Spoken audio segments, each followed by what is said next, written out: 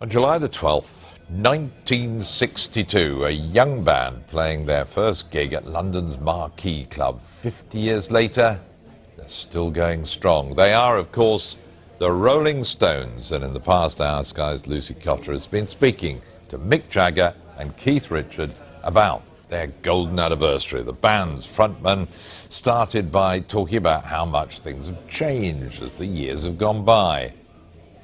In those days, what the press portrayed as wild was actually, in our world now quite tame, But for those days, people were easily shocked. You've got to remember that it was still a very shockable society. There wasn't the kind of scandal mongering quite in this way as there is now, which is sort of scandal on a daily basis as a staple diet of our thing. But they loved scandal, of course, the newspaper. So they used to play it up a lot. So even though we didn't really do that many shocking things in the early days, people were easily shocked, and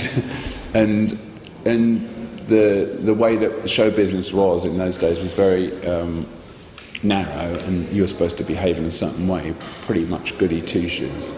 So if you didn't behave like that completely, you were at, on the edge of it. So it was another time, the early days. So what about his working relationship with a man who's become something of a living legend, mainly for still being alive? Here's what he says about Keith. Relationships over a long period, it's like they go very up and down, and sometimes they're good and sometimes they're not very good. I mean, the Rolling Stones, we have lots of, in any internal kind of group of people always have varying relationships with each other, so the dynamic changes. But, we have sort of common goals, and so we try and get over the ups and downs and try and keep on the common goal, which is, we're glad we continued for this long. I think it's kind of good. In some ways it's great. In some ways it's kind of, why bother? People say, why bother? Do something else. And go, okay, yeah. But I do try and do other things apart from the Rolling Stones. At one time it was the only thing in your life, but as you get older there are other things that come along that take your time up. And so, now I think it's on a very level keel so that it can be enthusiastic about it, but it's not the only thing in your life, and I think that's normal.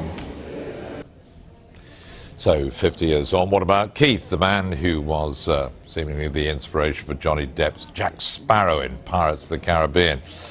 How out of control was the band back in the 60s? You'll have to ask other people, said Keith Richards. How wild were you? Because we hear all the stories, we've seen the photos. You ask other people that. You can't describe your own wildness, but often I'm fairly. So what we were led to believe about the band and the things that you got up to were pretty right on. Yeah, basically. I mean, after all, we were a bunch of guys that were just thrown into the deep end, and everybody's saying, nobody else knew what to do. Nobody had been through situations like this, so you had to make the whole thing up as you went along. It was fun. What you mean, because you were such a different band in the 60s? No, also because apart from the Beatles that just started and kicked off this whole thing, nobody knew how to deal with all of this. You can see here, nobody knew how to control a crowd, and nobody knew what to do. So it was sort of free for all, really. And you'd keep your fingers crossed that you got out of the theatre safe, and make sure most people didn't get hurt. There was a lot of fainting going on, and stuff like that. But mostly it was young fun. You said that fame is a bigger killer than drugs.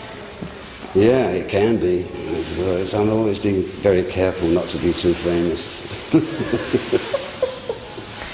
But what do you mean by that? You think that fame is a very sometimes, dangerous... with some people you can go, that's the important thing and not what you're famous for. You're just to be famous, which can screw you up. You have to watch that one. Lots of people are amazed that you've stayed together for so long. I mean, how have you done it? And was there ever a moment where you thought the whole thing would implode? Oh, there are a couple, but they went by pretty quick. You either die or don't. But, otherwise, I just I've just done what I do. I haven't, to me, it's not extraordinary, you see. But except if I step outside and sort of see it from this perspective, to me, it's just a day's work.